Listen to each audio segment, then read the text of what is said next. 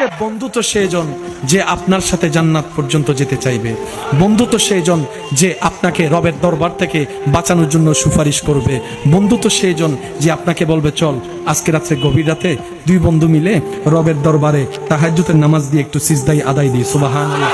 বন্ধু তো সেজন ঝগড়ার মধ্যে আপনাকে বলবে দোস্ত ছেড়ে দে, বাদ দে, মাফ করে দে। আরে মাফ করলে রব খুশি হয়, তুই তাকে মাফ কর, রব তোকে মাফ করে দিবে।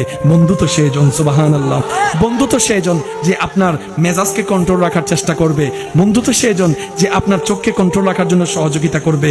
বন্ধু তো সেজন যে আপনার জবানকে কন্ট্রোল রাখার জন্য সহযোগিতা করবে। বন্ধু তো যে সেজন যে আপনার বিপদে আপনার কাঁধের উপর হাত রেখে বলবে দোস্ত জানি পরিস্থিতি একটু কঠিন, খারাপ যাচ্ছে, তুই যে বিপদে যাচ্ছিস আমি হয়তো তোকে তেমন ভাবে হেল্প করতে পারবো না, তবে এতটুকু মনে রাখিস তোর যতক্ষণ বিপদ থাকবে আমি দোস্ত সশরীরে তোর পাশেই আছি, সশরীরে তোর পাশেই আছি।